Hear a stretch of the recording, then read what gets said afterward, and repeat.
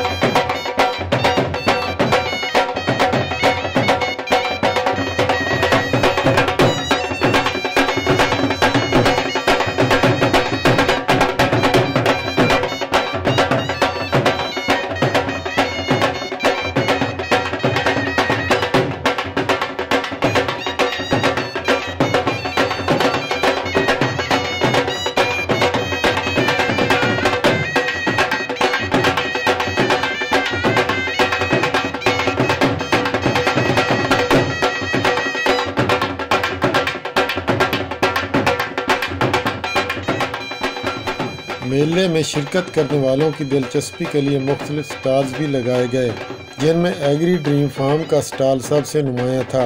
आने वाले तलबा और तालबात और मेहमानों ने इसे खूब सराहा। सबसे पहले हम लोगों ने मल्टीग्रेन आटा देखा है, जिसके उन्होंने हमें बेनिफिट्स भी बताए हैं। इसके अलावा उससे बने बिस्किट हमने टेस्ट किए हैं, जो कि जायके में भी काफ़ी अच्छे हैं और मुनफरिद है बाकियों से। इसके अलावा ग्लूटेन फ्री आटा, ये भी उन्होंने बताया, ये आपको जिन लोगों को कुछ एलर्जी होती है वो इस्तेमाल नहीं कर सकते, लेकिन ये उसका एक अच्छा, आप उसे कह लें कंपैटिबल है, उसके लिए इस्तेमाल कर सकते हैं। इसके अलावा वैसे सिरके का आप अचार मोस्टली खाएं तो वो टेस्ट में इतना अच्छा नहीं होता, जबकि ये जो अचार हमने टेस्ट किया ये उससे काफ़ी बेहतर है। तो मेरे ख्याल से ये बहुत अच्छी चीज़ें हैं जो हमें यहाँ आके देखने को मिली, टेस्ट करने को मिली और अवेयरनेस मिली, और मुझे ये बहुत अच्छा लगा है। बहुत डाइवर्स चीज़ मिल रही है, क्योंकि आजकल बहुत से पेशेंट्स होते हैं डायबिटीज़ के या बहुत से एलर्जी के पेशेंट्स होते हैं, और बहुत ज़्यादा रिक्वायरमेंट होती है कि हम ऑर्गेनिक चीज़ों की तरफ आए। तो ये एक बहुत अच्छी चीज़ है, और इसका ऑनलाइन पेज भी है जिस तरह ये बता रहे हैं। तो मेरे ख्याल से इस तरह की चीज़ों की एक तो इस एक्सपो की भी ज़रूरत है, और इस तरह ये जो नुमाइश आप देख रहे हैं, ये इनका प्रोडक्ट्स है, डिफरेंट प्रोडक्ट्स है, ये भी काफ़ी अच्छे हैं और बहुत डाइवर्सिटी है। तो इस तरह के एक्सपो होने भी चाहिए यहाँ पे, ताकि हमें चीज़ों का जो है ना बहुत अच्छे से आइडिया हो और बहुत बेनिफिशियल है। जी, ये आज हमारे एग्री ड्रीम वाले आए हुए हैं और इनके हमने हैंडमेड बिस्किट्स खाए हैं अभी, और बहुत डिलीशियस। उसके अलावा इन्होंने नट्स वगैरह डाले थे, बिल्कुल ऑर्गेनिक और वाकई ओरिजिनल चीज़ होनी चाहिए, जो वो हमें बता रहे हैं कि जिस तरह बच्चे स्टूडेंट्स नाश्ता करके नहीं जाते तो उसके अगर उसकी जगह वो ये खाएंगे तो उनको दिन जो है अच्छा गुजर जाएगा। उसके अलावा इन्होंने सिरके का अचार जो है वो भी बहुत बेस्ट है, बिल्कुल बैलेंस टेस्ट है, ना हार्श है ना बहुत लाइट, और सारी चीज़ें बहुत बेस्ट है। तो मैं सबको सजेस्ट करूँगी कि आप लोग भी प्लीज़ ये ज़रूर और इसी तरह मैंने जो ये मल्टीग्रेन बिस्किट चीज़ है तो it's outstanding. I can not मतलब एक्सप्लेन दैट। इसके टेस्ट जो है, इसका मतलब सॉफ्टनेस और जो इसके इंग्रेडिएंट्स है, तो I very appreciate this and I further dedicate other people to come here visit Pakistan and check their quality. इस मेले का मकसद ज़राअत, सनत और सेहत के शोबे में टॉप लीडर क़यादत को एक जगह इकट्ठा करना और पाकिस्तान की बेहतरी और तरक्की के लिए नए आइडियाज़ पेश करना और कामयाब ट्रेंड्स को प्रोमोट करना था। इसमें पाकिस्तान की कामयाब और नामवर शख्सियात, जिनमें तारिक तनवीर CEO ATD, इब्न Fazal CEO Khushhal Pakistan, Sajid Sindhu DG agri tourism Punjab, Shah Sawa research officer, doctor Shahzad Basra health lifestyle, Javed Iqbal green garden, Usman Chughtai e-commerce वाला और professor Javed Iqbal motivational speaker समेत मुअज़्ज़िज़ीन इलाका, तलबा और तालबात और शहरियों की कसीर तादाद ने शिरकत की और सनती सियाती मेले के इनेकाद के मकासद पर रोशनी डाली। कि एसेंशियल ऑयल जो हमारे जो सिट्रस के जो हम फूल हैं, जो सिट्रस की हम छिलका फेंक देते हैं, उसमें किस किस तरह के एसेंशियल ऑयल हम निकाल सकते हैं, जी इसी के ऊपर बात करेंगे। एसेंशियल ऑयल के ऊपर ये एक वैल्यूडेशन है, एग्रीकल्चर की वैल्यूडेशन। तो उस खतून ने अपने गांव में वापस गई, उसने जाके अपने गांव वालों को इंस्पायर किया, उनको टॉक की, उनको उन्होंने कायल किया कि हम मुरायड लेकर के फूलों का तेल निकालेंगे और हम पूरी दुनिया को एक्सपोर्ट करेंगे। सर उस खतून ने ये जब काम कर लिया तो 6 दुनिया की यूनिवर्सिटियों ने उसको PhD की डिग्री ऑफ़र की कि हम आप अपना जो थीसिस है, जो आपने काम किया है, इसका रिसर्च पेपर हमें दे दें, हम आपको PhD की डिग्री दे देते हैं। दुनिया की 6 यूनिवर्सिटियों ने उसको PhD की डिग्री ऑफ़र कर दी। तो अब बात करने का मकसद रीथिंक एग्रीकल्चर ये है कि उन्होंने उस खतून से मेरी एक मुलाकात भी हुई, तो उसने कहा कि आपको अपने पूरे मुल्क को आग में जला के अपने एनवायरनमेंट को ख़राब करके जितना कपड़ा पूरी दुनिया को बेचते हैं, उससे 10 टाइम्स ज़्यादा हम एसेंशियल ऑयल की एक्सपोर्ट है हमारी। ये है वो सोच रीथिंक एग्रीकल्चर का। हम एग्रीकल्चर में क्या ऐसी चीज़ लेके हैं, वैल्यूएशन, और जो हमारी वेस्ट की चीज़ें हैं उसको हमने सोने में कैसे कन्वर्ट करना है। बात करते हैं कि ब्रांड करना क्या होता है। अभी जब मैं बच्चों से अंदर भी यही बात कर रहा था कि जो अपने फार्म का नाम रखना बहुत ज़रूरी है, तो मैंने फिर अपने दादा के नाम पर अपने फार्म का नाम रखा कादर बख्श फार्म। तो कादर बख्श फार्म बेसिकली मेरे अब्बा वही गंदम लगाते थे, वही गन्ना लगाते थे, उसी तरह की फसलें जिस तरह के हमारे फार्म में लगाते हैं। तो फिर जब वो इनकलाब लाया जाता है, जब आप सोच की बदलने की बात करते हैं, तो घर से सोच बदली जाती है, घर से ही काम शुरू किया जाता है, तभी जाके आप लोगों को बता सकते हैं कि मैंने ये किया था, अभी ये करके देख लें। तो फिर इस तरह मैंने हॉर्टिकल्चर टूरिज़म का एक फार्म डेवलप किया। उसके अंदर हमने किचन गार्डनिंग और कैक्टस और पूरी दुनिया से हमने पाम की स्पीशीज़ लेके आए। उसको जब मैंने नर्सरी शुरू की, तो जब जो नर्सरी के जो ओनर होते थे ना, जिसको कोई नौकरी ना मिली, जिसको किसी ने कोई ना रखा, कोई जब से बेचारा जो माली होता था वो एक नर्सरी बनाता होता था। कैसी नर्सरी? एक छोटा सा उसने सिरकियों का घर बना लेना और सड़क के ऊपर 4 रात की रानी, मोतिया, गुलाब और खट्टी किन्नू के अलावा पौधे ख़त्म हो जाते थे। तो फिर इसको डिज़ाइन गार्डन का तस्वर दिया पाकिस्तान में। तो वो एक ऐसा फार्म मैंने डेवलप किया कि जिस पे मैं चाहता था कि लोग आएँ, वहाँ पे पिकनिक करें, आगे फ़ोटोशूट करें, वहाँ पे जो पौधे भी खरीदें, चाय भी पिएँ, रेस्टोरेंट भी हो। तो उसी तरह का जो पूरा कॉन्सेप्ट हमने वहाँ पे डेवलप किया था। और आज अल्हम्दुलिल्लाह मैं समझता हूँ कि कादर बख्श फार्म उन लोगों के लिए एक सोर्स ऑफ इंस्पायरेशन है कि जो एग्री टूरिज़म जैसा फार्म बनाना चाहते हैं।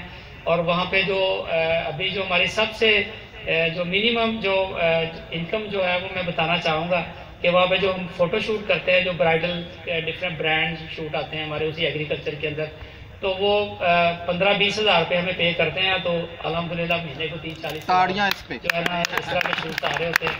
तो मैं समझता हूँ कि जो हमारा एग्रीकल्चर में इतनी खूबसूरती है, हमारा जो गाँव इतने खूबसूरत हैं, हमारा जो मड हाउसेस है, हमारा जो कल्चर है, हमारा जो हैंडीक्राफ्ट्स हैं, इतनी खूबसूरत चीज़ें हैं। अगर हमने इसको एक्सप्लोर कर दिया तो खैर मैं चाहूँगा कि हम पाकिस्तान से नहीं पूरी दुनिया से टूरिस्ट को ला सकते हैं। इतना खूबसूरत गाँव है हमारे। तो इसी तरह के गाँव हम जो है ना अभी हमने को डेवलप कर दिए हैं। कोई 50 के करीब जो है ना हम मॉडल टूरिज़म विलेज बना चुके हैं पाकिस्तान में। तो हम आप मिले हमारे साथ मिल के, तो हम और भी इस तरह के पूरे पाकिस्तान को इतने खूबसूरत बनाएंगे। मैं तो मोटियां नूं पतलियां करना, सुस्तियां नूं उठा के टोर देना, मरिया मुक्या से एनर्जी पाना, मेरा तो यही काम है। अब आप लोग इस टाइम में और कुछ नहीं, आप सब लोग ज़रा सुस्त बैठे थे, मैं एक नज़म सुना के ज़्यादा चाहता, वो ये शायद आपको एनर्जी दे दे। और बड़े छोटों के सबके जज्बात होते हैं। ओदी मेरी गल हो जाए, अच्छा कुछ तबीयत वाल हो जाए, ओदी मेरी गल हो जाए, कुछ तबीयत वाल हो जाए, उन्हें मेरा होना ही है, अज हो जाए कल हो जाए। अखियां दीजे गल हो समझे, दिल का मसला हल हो जाए। मेरे दिल विच आवे जद ओ रब्बा दिल दल दल हो जाए, ते लुस लुस कर दी दिल दी धरती, तू आवें जल थल हो जाए। सब अलमास में छड़ सकनी ओजे मेरे वल हो जाए। पिछले दिनों हमारे एक दोस्त कहने लगे कि अगर आप अमीर हो रहे हो, ग्रो कर रहे हो और मोटापे के साथ हो रहे हो, तो आपसे बड़ा बेवकूफ़ शख्स कोई नहीं है, क्योंकि आप पैसे अपने लिए नहीं कमा रहे, आप डॉक्टरों के लिए कमा रहे हो। फिर वो सारे पैसे उनको दे दोगे, और जो वो अपने पैसे कमाए हैं उससे जो आपने लुत्फ उठाना है, ना आप खा कुछ सकोगे, ना चल सकोगे, ना कहीं जा सकोगे, ना जिंदगी एंजॉय कर सकोगे।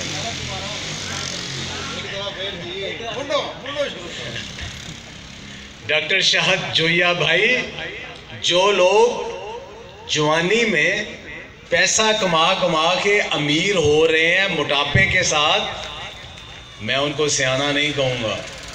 वो जो पैसा कमा रहे हैं ना, वो फिर डॉक्टरों के लिए कमा रहे हैं, डाइटिशियन के लिए कमा रहे हैं, और वो पैसे दे दे के भी फिर वापसी नहीं होती।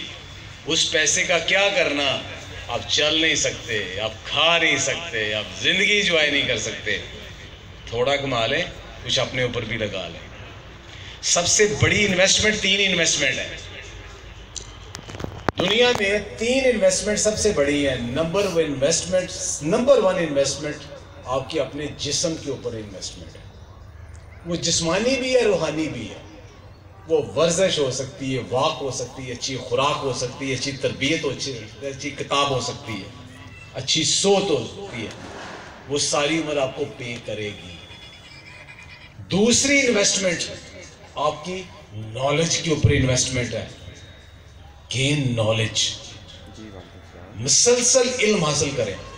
जो बंदा एक स्टेज के बाद कहता है मुझे मजीद इल्म की ज़रूरत नहीं है, वो अब स्टेगनेट हो जाए, उसकी वापसी शुरू हो गई। शहजाद बसा कहता है जी मेरे लाखों फॉलोअर हो गए हैं। तारिक तनवीर कहता है मेरे 10 लाख फॉलोअर हो गए, मैंने मजीद आगे नहीं देखना, बस मैंने इसी को कैश करवाना है। उसका डाउनफॉल शुरू हो जाएगा। नॉलेज आएगा, इन्वेस्टमेंट भी आएगी, पैसा भी आएगा, इज्जत भी आएगी, सब कुछ आएगा। नॉलेज मुसलसल, इसको नहीं छोड़ना। और तीसरी इन्वेस्टमेंट फिर रियल एस्टेट की है। कोई स्टॉक एक्सचेंज, कोई बिटकॉइन ना, कोई सोना नहीं, सब ऊपर नीचे होती है। रियल एस्टेट ऐसी है जो ऊपर जाती है। तो ये अपने आप को और वापसी का सफर कैसे होता है, मैं आपकी सिर्फ मोटिवेशन के लिए। You can achieve anything. Target, तरीकाकार, मोटिवेशन, और सबसे बड़ी मोटिवेशन सेल्फ मोटिवेशन। और सबसे बड़ी हमाकत दुनिया की क्या है? दुनिया की सबसे बड़ी, आज वो कहते थे कि क्या करना है, मैंने कहा जब मैं किसी से इंटरेक्ट करता हूँ ना, उलझता हूँ ना, मैंने कहना हुणी एक दूसरे को कुट कट लाइए, तू मैनू 2 मार लै, मैं तेनू 2 मार लेना, लेकिन शाम तक ना मैं तेनू सोचना है ना तू मैनू सोचना। सबसे नेगेटिविटी बैठ के सोचते रहना। वो मैनू गल करके गया, उन्हें यह किया है, मैं फलाने बंदे ने मशवरा करना है, मैनू यह करना है, मैनू यह करना है, मैं थाने जाना है, मैं कोर्ट जाना है, मैं पंचायत सदनी, मैं वो करना है, इन्हें मैं यह कर देना है, मैनू यह करना है, मैं बीवी ने करना है। ऑल द टाइम नेगेटिव, कुछ नहीं कर सकेंगे। बेहतर है 2 चंडा उन्हें हुणे ही मार लो, उन्होंने कहा तू भी 2 मैनू मार ले तो फारग हो जी। नेवर उलझे नहीं। उलझना सबसे बड़ी नेगेटिविटी है, उलझना। ये आपका सारा फ्यूचर ले जाता है। ज्यादा तंग है, मार दे उसको भी, खुद को भी मार जाए अगर ज्यादा तंग है। लेकिन लंबा उलझे मत, ये कोई लाइफ नहीं है। भी अपना जो काम करना है बस वो करते जाएं काम, यही मोटिवेशन है। Thank you very much.